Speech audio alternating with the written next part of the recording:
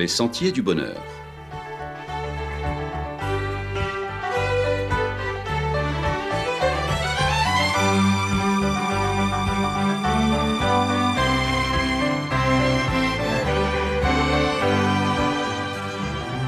Une émission qui vous apporte un message d'espérance, de paix, de joie et de confiance. Chers amis auditeurs, bonjour. La tête en l'air ou la tête dans les étoiles? Que dit votre horoscope? Aujourd'hui, on trouve une rubrique consacrée à l'horoscope dans presque tous les journaux et magazines, sur le net et sur presque toutes les radios. Horoscope, du grec horoscopos, pratique qui consiste à scruter le temps, le moment, plus précisément le point de l'écliptique qui se trouve à l'horizon quand un enfant naît. Connaissance que les astrologues prétendaient tirer pour l'avenir de la situation où se trouvent les planètes et certaines étoiles au moment de la naissance d'un homme ou d'une femme. D'innombrables personnes font confiance en ce genre de voyance qui est censé nous annoncer comment sera notre année, comment sera notre mois, notre semaine ou encore notre journée. Comment les croyants chrétiens devraient-ils considérer la lecture de l'horoscope? Il serait déjà insensé de penser que Dieu a tracé un avenir identique pour chaque personne appartenant au même signe astrologique, lui qui a créé chaque individu différent en tout point. Pensez simplement aux empreintes digitales ou encore à la pupille et à l'iris de l'œil. Personne au monde ne possède les mêmes, car le Dieu de la Bible est un Dieu qui aime la diversité et il a formé un plan d'avenir différent pour chacun de nous. Le christianisme s'oppose à toute forme de déterminisme. L'homme n'est ni une machine programmée par l'hérédité, ni un animal conditionné par son environnement. C'est un être créé à l'image de Dieu. Bien que le monde puisse l'influencer jusqu'à un certain point, il ne peut pas complètement le soumettre à sa domination ou fixer sa destinée. L'homme naît libre. L'astrologie, d'où dérive la pratique de l'horoscope, est l'ancienne croyance selon laquelle étoiles et planètes influencent nos vies et nos destins. C'est une méthode d'interprétation des mouvements des étoiles qui veut prédire le futur. L'astrologie, d'où nous vient l'horoscope, c'est l'étude de la destinée de quelqu'un effectuée d'après les données zodiacales et astrologiques que fournissent sa date, son heure et son lieu de naissance. L'astrologie, elle, n'est pas à confondre avec l'astronomie. Je dis bien l'astronomie moderne, qui consiste en l'étude des étoiles, des planètes et autres objets situés dans l'espace, à la lumière, et ici c'est différent, des lois de la science et des mathématiques. L'astronomie, je dis bien l'astronomie et non pas l'astrologie, l'astronomie peut honorer le Créateur car les cieux proclament la gloire de Dieu, déclare le psalmiste. Par contre, l'astrologie est une forme de divination qui tente de prédire l'avenir en se basant sur des signes du monde naturel. Vous me direz alors, que dit la Bible de l'astrologie et du zodiaque? Les chrétiens peuvent-ils se référer à l'astrologie? La Bible a beaucoup de choses à dire sur les étoiles. Le plus fondamental est que Dieu les a créées. Elle manifeste donc sa puissance et sa majesté, car le ciel, selon le psalmiste, est l'œuvre de ses mains. Il connaît leur nombre et le nom de chacune d'entre elles. La Bible enseigne aussi que Dieu les a organisées en groupes reconnaissables qu'on appelle constellations. Le livre de Job et le prophète Amos en mentionnent 3, la grande ourse, Orion et les Pléiades. Et dans le livre de Job, nous voyons que Dieu les fait apparaître au moment voulu. On y parle des Mazarotes, le plus souvent traduites par constellation. Beaucoup pensent qu'il s'agit là d'une référence aux 12 constellations du zodiaque. Les hommes suivent et étudient les constellations depuis des millénaires. Les Égyptiens et les Grecs connaissaient le zodiaque et s'en servaient pour indiquer les saisons, ceci plusieurs siècles avant Jésus-Christ. La Bible n'accorde toutefois aucun sens caché aux constellations. La Bible dit que les étoiles ainsi que le soleil et la lune sont des signes pour marquer les époques, c'est-à-dire les saisons. Ils sont aussi des repères géographiques dont les hommes se sont servis à travers l'histoire pour s'orienter sur le globe. Dieu se sert des étoiles pour illustrer sa promesse de donner à Abraham une descendance nombreuse. Dès lors, chaque fois qu'Abraham regardait le ciel étoilé, Cela lui rappelait la bonté et la fidélité de Dieu. Le jugement dernier sera accompagné de phénomènes astronomiques. Si les étoiles contrôlaient nos vies, alors elles auraient un pouvoir divin. Dans ce cas, nous les consulterions pour nous guider et nous aider sur le chemin de la vie. L'astrologie tourne donc notre foi et notre louange vers des choses créées, ce qui est de l'idolâtrie. Voici pourquoi la Bible interdit et condamne fermement d'adorer les créatures célestes. Elle condamne également la divination, quelles que soient les menties, qu'elles aient pour but de prédire l'avenir, que de donner des conseils pour mener sa vie, et la Bible place cette confiance que l'on placerait dans les étoiles au même niveau que la pratique de la sorcellerie. Dieu seul est celui auprès de qui nous pouvons chercher des conseils, et en lui seul nous pouvons nous confier pour nous guider lorsque nous cherchons sincèrement sa volonté. Pourquoi la Bible nous demande de ne pas nous tourner vers les horoscopes, les voyants ou les astrologues? Une des raisons est que bien souvent ce ne sont que des suppositions sur l'avenir. Avez-vous déjà lu les prédictions que certains ont faites au début de l'année pour les comparer à ce qui s'est réellement passé? Pensez simplement à 2020. Les prédictions de début d'année prenaient-elles en compte la crise qui nous a touchés de plein fouet? Ésaïe le prophète se moqua des astrologues de son temps en disant « Tu t'es tant fatigué à consulter tous tes devins, qu'ils se présentent donc et qu'ils te sauvent, ceux qui compartimentent des zones dans le ciel, qui lisent dans les astres, qui aux nouvelles lunes te font savoir d'avance ce qui va t'arriver. Les voilà devenus tous comme de la paille que consume le feu. Non, ils ne pourront pas sauver leur vie des flammes, il n'y a personne pour te sauver. » Selon le livre du prophète Ésaïe au chapitre 47 et les versets 13 à 15. La Bible nous ordonne aussi d'éviter de telles pratiques parce que cela peut nous amener à nous impliquer dans des forces spirituelles occultes absolument opposées à Dieu.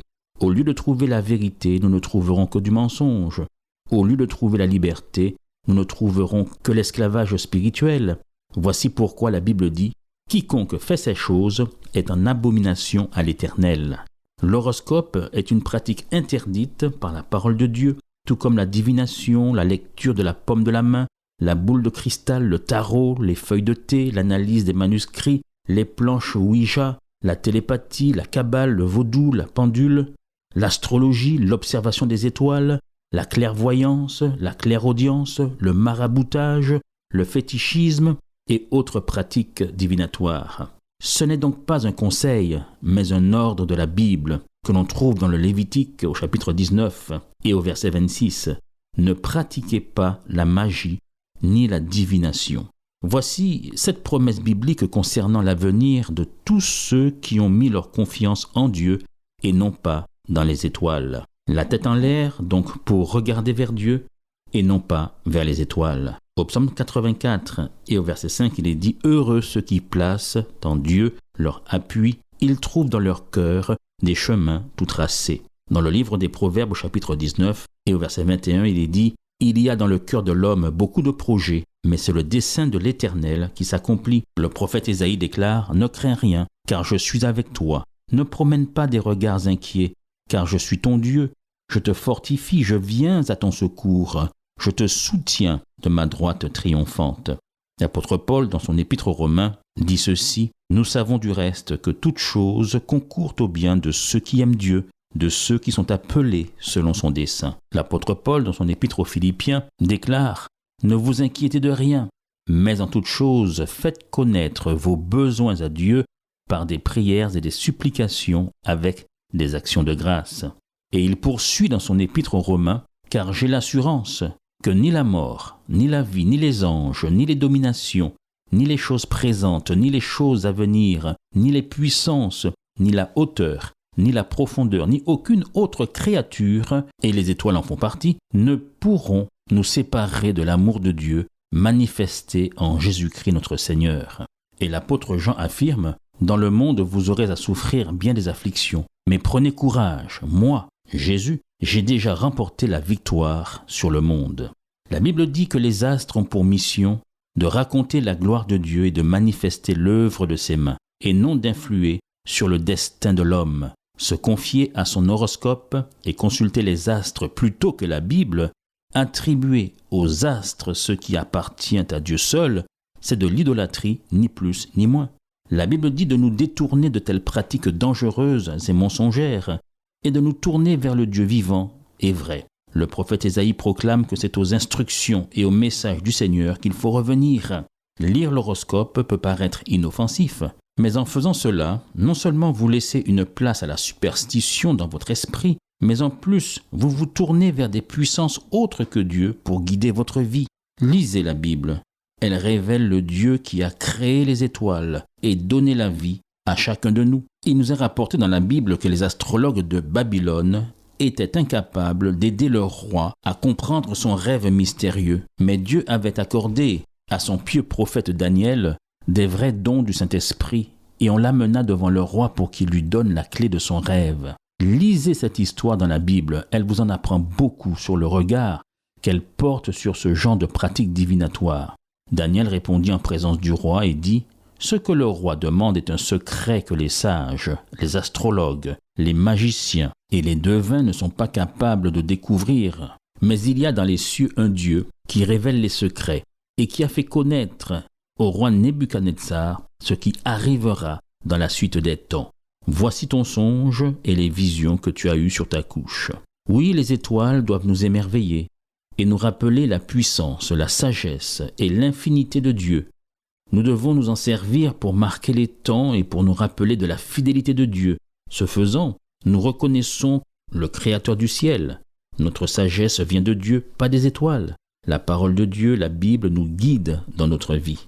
Confions-nous donc dans la parole de Dieu, la Bible, et mettons-la en pratique, et nous pourrons dire avec le psalmiste David, « Tu es mon Dieu, mes destinées sont dans ta main. » Ainsi, vous n'aurez pas la tête en l'air ou la tête dans les étoiles, ni vous ne serez là à guetter tous les matins votre horoscope et à en être esclave pour savoir comment vous conduire dans cette vie, quelles décisions prendre, mais vous agirez en vous conformant à ce que vous dit la parole de Dieu, qui est une lampe à nos pieds et une lumière sur notre sentier. Et vous pourrez alors affronter le présent et l'avenir en toute confiance, avec la foi et avec la tranquillité du psalmiste qui déclarait « Heureux ceux qui placent en Dieu leur appui, ils trouvent dans leur cœur des chemins tout tracés. Puisque votre ciel est maintenant dégagé, non pour implorer les étoiles, mais pour contempler celui qui a créé ces astres fascinants et qui nous assure de sa présence à nos côtés selon sa promesse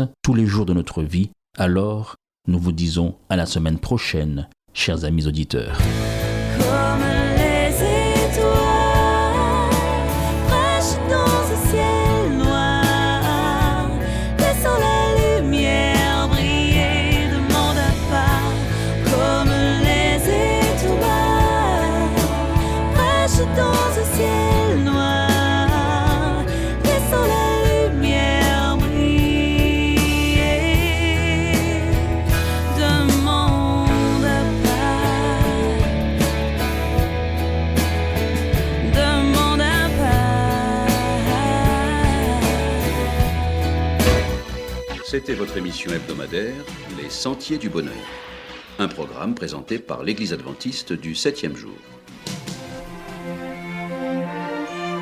Aimeriez-vous lire le texte de la causerie d'aujourd'hui ? Demandez-le. Il vous sera envoyé gracieusement. Nous tenons également à votre disposition notre cours de Bible gratuit par correspondance. Nous le recommandons vivement à tous nos auditeurs. Écrivez-nous aujourd'hui même. Voici notre adresse. Boîte postale 50 97 282, Le Lamentin, CEDEX 2. Nous nous réjouissons à la pensée de vous retrouver à l'écoute la semaine prochaine à la même heure. À bientôt.